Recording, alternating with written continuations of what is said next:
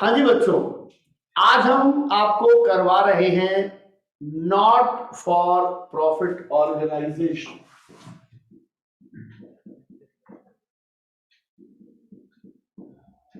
Sir आपको छोटी सी बात बताते हैं, जब हम पढ़ते थे तो इस चैप्टर का नाम नॉन प्रॉफिट ऑर्गेनाइजेशन होता था, लेकिन आजकल सबसे ज्यादा कमाई इन्हीं नॉन बिजनेस एक्टिविटीज में होती है। पंजाबी क्लब हमारे देश की जीडीपी का बहुत ज्यादा पैसा, हाई पैसा पद्मनाभम मंदिर, अगर आपको पता हो, जिसका एक दरवाजा भी खुलने से बाकी रह गया है, उस पे है। गुरुद्वारे, मंदिर, शिरडी साईं बाबा ट्रस्ट, सर सबसे ज्यादा पैसा इन्हीं के पास है। तो इसका नाम, ठीक है, इनका मेन मोटिव प्रॉफिट कमाना नहीं है बच्चों, लेकिन ये फिर भी इनको प्रॉफिट थोड़ा बहुत हो जाता है। कमाई मतलब पैसा आ जाता है, इसलिए इसका नाम नॉन प्रॉफिट ऑर्गेनाइजेशन के बदले नॉट फॉर प्रॉफिट ऑर्गेनाइजेशन रखा। इसकी डेफिनेशन, ठीक है, डेफिनेशन बहुत इंपॉर्टेंट है। लोगों को यही समझ नहीं आता कि नॉट फॉर प्रॉफिट ऑर्गेनाइजेशन का मतलब क्या है। सर मेरा कोचिंग सेंटर है और मेरा दिल से मेन एम है, मैं लोगों की भलाई करूं। क्या मैं नॉट फॉर प्रॉफिट ऑर्गेनाइजेशन होऊंगा या नहीं होऊंगा? मैं आपको पहले लिखवाता हूं, जरा ध्यान से सुनिए। Those organizations whose main motive is to promote art, science, culture, religion और other philanthropic purposes। मैं भी तो सर एक तरीके से एजुकेशन को प्रमोट कर रहा हूं, तो मेरा कोचिंग भी इसी में आना चाहिए, नहीं आएगा। कारण number 2, these organizations do not distribute their income among members। यहीं से पता लगता है कि हम नॉट फॉर प्रॉफिट ऑर्गेनाइजेशन नहीं है। क्यों नहीं है? क्योंकि हम कोचिंग वाले अपना पैसा अपने घर के लिए इस्तेमाल करते हैं, कोचिंग के स्टूडेंट में आने वाले बच्चों की बेहतरी के लिए नहीं इस्तेमाल करते। मैं अपने बच्चों की बेहतरी के लिए इस्तेमाल करता हूं। या दे स्पेंड इनकम फॉर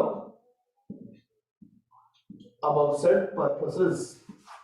इसका मतलब कोचिंग इंस्टीट्यूट इसमें नहीं आते। इसमें क्या आते हैं? एजुकेशनल इंस्टीट्यूट, जैसे कुछ बोर्ड है, डीएवी बोर्ड, एजुकेशनल इंस्टीट्यूशंस, मंदिर, श्राइन बोर्ड, गुरुद्वारा। गुरुद्वारा में कौन से आ गए अपने?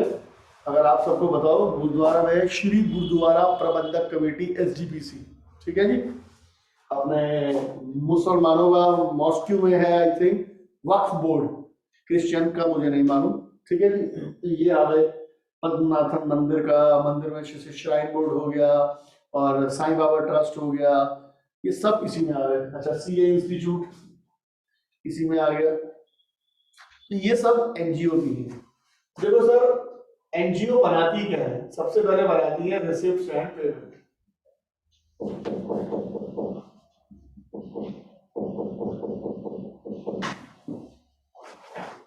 अब रिसिप्ट एंड पेमेंट में डेबिट में आता है रिसिप्ट, क्रेडिट में आता है पेमेंट। इसका नेचर सर रियल है, ठीक है। डेबिट में रिसिप्ट आएगा, चाहे वो कैपिटल यानी कभी कभार, चाहे वो रेवेन्यू यानी बार बार मिलता हो।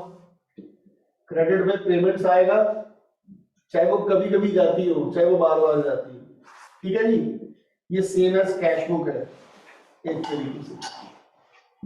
ये आ गया to balance BD, cash, bank, FD, to all receipts. देखो आपको नाम नहीं पता अभी, जैसे कैपिटल के एक दो नाम लिख दूं मैं आपको। लाइफ मेंबरशिप फीस, और सर ये क्या होता है बाद में बताएंगे, ठीक है। लीगेसी, रेवेन्यू, अच्छा, रेवेन्यू का मतलब होता है जो बार बार मिलेंगे हमारे। एंट्रेंस फीस, बस बहुत है सर। ऐसे ही capital item sir, capital payment सबको पता है क्या क्या होती है सर। Furniture, plant and machinery, investment, building. Revenue payments होती है rent, salary etcetera. By balance CD, cash, bank, FD. ठीक है बच्चों।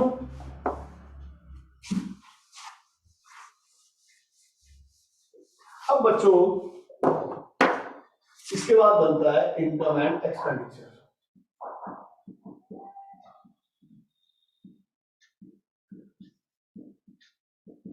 For the year ended 31 March 2012-15 जो भी है ये बच्चों नॉमिनल इन नेचर है, सेम एज P&L है। ये बेटा बनता है कैश बेसिस पर, इस पर बनता है कैश बेसिस पर। ये बनता है एक्चुअल बेसिस पर। एक नंबर का थ्योरी का क्वेश्चन आ जाता है, रिसिप्शन पेमेंट का नेचर क्या है, रिसिप्शन पेमेंट किस बेसिस पर बनता है, इनकम एंड एक्सपेंडिचर का नेचर क्या है, इनकम एंड एक्सपेंडिचर किस नेचर पर बनता है। By all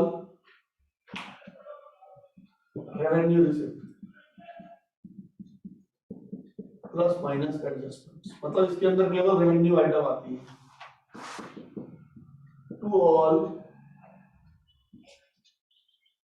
revenue payments plus minus adjustment, again depreciation, loss on fixed assets. इधर बचे तो लिखते हैं सरप्लस। सरप्लस का मतलब क्या होता है, प्रॉफिट, लेकिन होता है excess of income over expenditure. By deficit, excess of expenditure over income. Sir इसका मतलब हम क्या समझे, जैसे फाइनल अकाउंट बनाते थे बच्चों, अगर आपको याद हो, with the help of trial balance आप बनाते थे ट्रेडिंग P&L बैलेंस शीट। यहां पर आपको रिसिप्शन पेमेंट गिवन होगा, ठीक है, यहाँ BD, यहाँ CD, ये कैपिटल, ये revenue, capital receipt, revenue receipt, capital payment, revenue payment. ठीक है जी। आप इसके बाद बनाएंगे इनकम एंड एक्सपेंडिचर और balance sheet. Revenue payment income and expenditure में, revenue receipt income and expenditure में, यहां से आ जाएगा सरप्लस या डेफिसिट। कैपिटल पेमेंट असेट्स होती है, कैपिटल रिसिप्ट लायबिलिटी होती है, इसका टोटल हो जाएगा टैली। तो बच्चों इस तरीके से हमारे को करना होता है।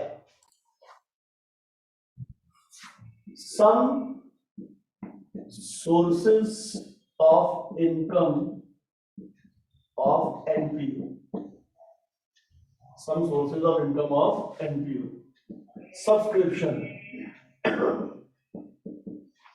बच्चों, it is a periodical payment paid by a member to retain his membership. Routine nature, बार बार हमें ये देखना है, अगर ऑर्गेनाइजेशन की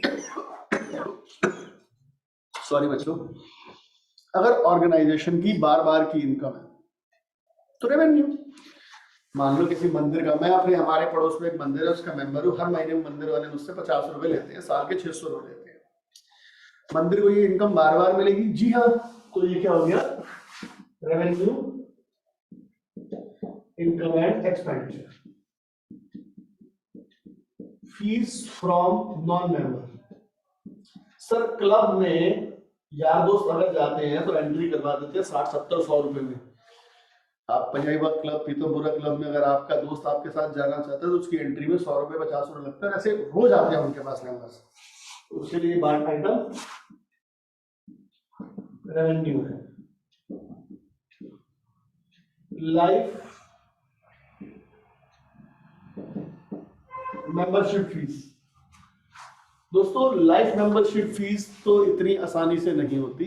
आजीवन सदस्यता शुल्क, ये मेंबर देते हैं पूरी सारी जिंदगी के लिए, उसके बाद कोई पैसा नहीं देते, उनको पूरी लॉन्ग टर्म मेंबरशिप मिलती है। ऐसे मेंबर कम बनते हैं और एक बार बनते हैं तो खत्म हो जाते हैं, तो ये कैपिटलाइज्ड नेचर का है। ठीक है, लीगेसी वसीयत, साल 2 साल में इसमें चेंजेस आए हैं। लीगेसी होता है मरने के बाद कोई आदमी दान करे, तो लीगेसी के बारे में ये कहा गया है कि उसने दान करते समय पर्पस बता रखा है, purpose given not given. Given है तो आप उसे कैपिटलाइज करो और बैलेंस शीट में दिखाओ, नॉट गिवन है तो रेवेन्यू मानो और इनकम एंड एक्सपेंडिचर में दिखाओ। Same donation, donation special purpose है, जनरल पर्पस है, तो कैसे पता लगेगा? सिर्फ डोनेशन लिखा है तो वो जनरल पर्पस है, डोनेशन फॉर बिल्डिंग लिखा है तो वो स्पेशल पर्पस है। तो स्पेशल डोनेशन स्पेशल है तो भैया बैलेंस शीट में जाएगी, स्पेशल सारी चीजें बैलेंस शीट में, जनरल है तो इनकम एंड एक्सपेंडिचर में जाएगा। ठीक है जी। सेल ऑफ ग्रास, घास, सर अपने ग्राउंड की घास कटवाते रहते हैं, देते रहते हैं, रेवेन्यू आइटम। ठीक है। Sale of fixed assets, fixed assets बार बार नहीं बेचते तो इसको करते हैं कैपिटलाइज्ड। बट प्रॉफिट और loss on sale of fixed assets is to be shown in income and expenditure। एक होता है एंडोमेंट फंड, एक होता है बच्चे एंडोमेंट फंड। बच्चों एंडोमेंट फंड क्या होता है? It is a special nature fund which is created for special purpose. तो जैसे मान लो मैंने कोई आश्रम खोलना है, बाबा जी वाला नहीं, बच्चों के लिए, तो उसके लिए अब चलाएंगे कैसे यार? रूटीन खर्चे। मैंने अपने 50 दोस्तों से 1-1 लाख रुपए लिया, ठीक है जी, 50 लाख रुपए इकट्ठा हो गया, उसकी एफडी करा दी। तो एंडोमेंट फंड वो एफडी है, तो ये स्पेशल है कैपिटल। लेकिन इस पर जो एंडोमेंट इनकम मिलेगी उसका मैं इस्तेमाल हर साल कर सकता हूं, तो इनकम एंड एक्सपेंडिचर। जैसे मुझे याद है rent received from use of hall, मैंने एक बच्चे से पूछा कि rent receive from use of hall, जैसे मान लो पंजाबी बाग क्लब वगैरह शादी के लिए हॉल वगैरह देते रहते हैं रेंट पर। मैंने कहा तू बता ये बार बार देंगे कभी कभार? कहता है दिनेश सर शादी तो एक ही बार होगी तो ये कैपिटलाइज होना चाहिए। अरे मेरे भाई मैं उस आदमी के पॉइंट ऑफ व्यू थोड़ी बना रहा हूँ, मैं तो एनजीओ के पॉइंट ऑफ व्यू से बना रहा हूँ। एनजीओ तो रोज किराए पर देती है, सुबह अलग लोगों को देती है, रात को अलग लोगों को देती है, उसके लिए ये बार बार वाली आइटम। तो ये हमारा फर्स्ट वीडियो था आपका रिवीजन का।